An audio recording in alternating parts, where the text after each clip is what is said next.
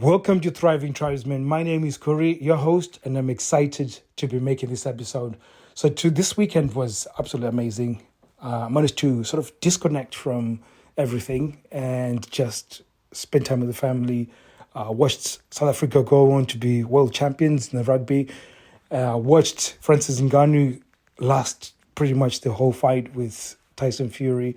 For me, it was a very good weekend. Plus, watched Waterboy at least twice, which is funny for me because I've watched it probably 52 times and I could say word for word. But I need that in order to recharge. I need some silliness. I need to be watching silly videos, cat videos, stuff like that. It gives me an opportunity just to sort of detach myself from some of the things that I deal with during the week, especially when I'm speaking to the guys of Reignited Men. We're talking about really serious stuff. We're talking about generational stuff that is going to help them for generations to come.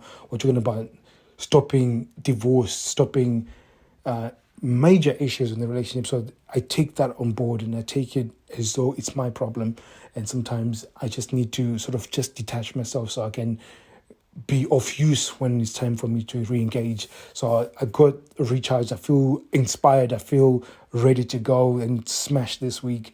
So again, we while I was conversating with some of the guys on the weekend through messaging and WhatsApp, one of the guys said they have been having a very good period in their relationship, but there's one thing that is finding very challenging right now is that sometimes she's really, really high where they're really enjoying, and then sometimes she's really low, and she keeps going up and down with terms of her mood and attitude, that it now upsets me when she goes down because I don't really know what to do. How do I help her with that?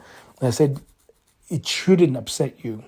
If you find yourself getting upset by it, it means that you're taking on her problems. Because at the end of the day, if I took on my wife's problems all the time, I said, I'm not saying don't take on her problems. What I'm saying is don't take on her problems, but be supportive when she's facing challenges. And that's how I approach my relationship. Then when she's facing some challenges, and again, when I say challenges, sometimes when the external circumstances are forcing insecurities to come up, I don't try and take those external challenges or at least whatever external influence, I don't try and remove that in order for that insecurity to go away. I want that insecurity to come up and then for her to deal with it. So it becomes a very important distinction. If she is struggling for money and you got the money, give the woman the money. That's different. But if it's something to do with insecurity, something to do with fear, something to do with fear of being alone, fear of what people think. If it's to do with that, then you have to help them to deal with it. And usually that's one of the major issues that would cause issues within the relationship. Judith said this at work, or so-and-so, our neighbor said that, or what if we don't manage to do this? Stuff that is to do with the fear or at least insecurities coming up. Generally, most guys then try and do something externally to remove that. When you do that, you become, and I was talking about becoming a thermostat, and I was like, in terms of the rules of engagement of the relationship, you have to set rules. And one of the biggest one, for me personally, is that what we measure, what is a good relationship, is the amount of challenges that we have. And get this, the challenges, we welcome the challenges, but the most important part is, did we grow from that challenge? So, for example, when I face external influences that cause my insecurities to come up, I'm responsible for resolving those. And if she can do the same, the relationship becomes collaborative. So it becomes a lot easier for us to share our life and really feel a sense of fulfillment, because again, she'll gain confidence, I'll gain confidence, and again, that makes them feel good. And when she feels good, you're more likely to have sex.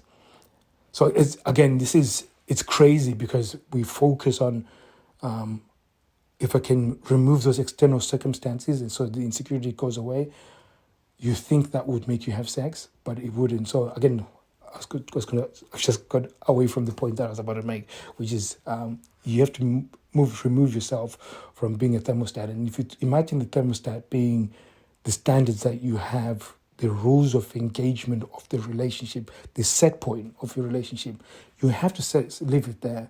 And at any point, if her emotions go up, you remain at that same point. That's a place where we both agree that this is where we're going to live, in this set point. If it goes up, that's okay. You both go up, you enjoy that moment. When it goes down, in terms of things a bit challenging, there's a bit of things that are going on in life, then you have to maintain those standards. You have to maintain where you are, and you have to be completely sure of yourself. So I say to him, you need to focus on how you are dealing with challenges, because part of you is that you're not dealing with your own challenges, and therefore, in order to feel a sense of momentum, you're going on to take on her challenges, and you think by taking on her challenges and her insecurities subsiding, then you might get some respect, or at least you feel like you gained some momentum or gained some respect from her. But generally what happens is, if, for example, if I walked in my house and my thermostat at a set point, and then I was feeling a bit cold, or for whatever reason I started feeling a bit cold, and I turned the thermostat up, and then I sat down, and then all of a sudden I'm like, oh, it's a bit hot here. Then I turn it down, and then I start feeling a bit cold again, and then turn it up. All of a sudden that thermostat becomes useless to me, because I become the thermostat.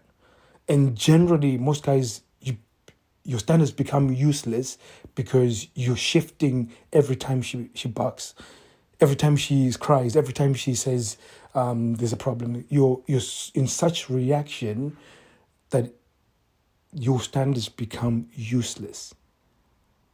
And this is where the rubber meets the road, gentlemen. When it comes to being in a sexless relationship, a lot of you guys are now in this situation because you never put a set point in a relationship.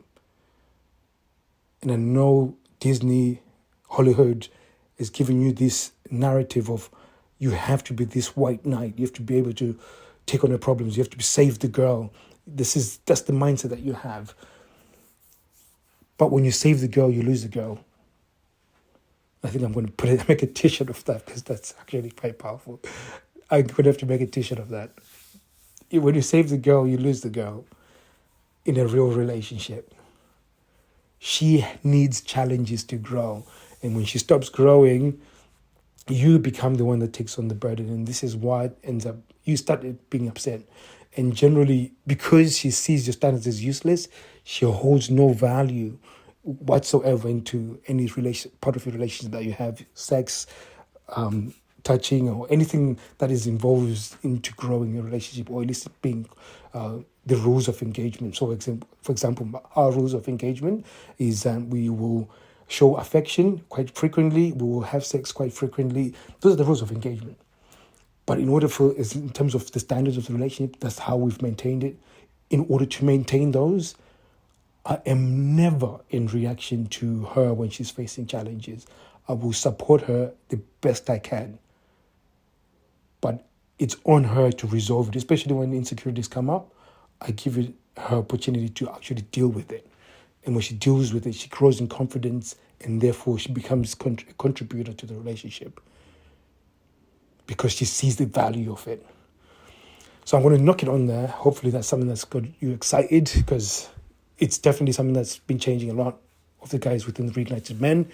We've got an announcement at the end of this week about Reignited Men. So if you guys want to be on the waiting list to join in with Reignited Men, go to Thriving Tribesmen or Thriving_Tribesmen on Instagram, and you can join us there, follow us, and you will make the announcement on the Instagram. And from there as well, we'll be taking on 10 guys. So we'll be taking 10 guys before Christmas. So when we hit next year, we're going to hit the ground running and have amazing relationship. For anybody that's connected with Thriving Tribesmen, next year, 2024, is going to be incredible for your relationships, fulfilling, loads of sex, loads of exciting days, lots of happiness.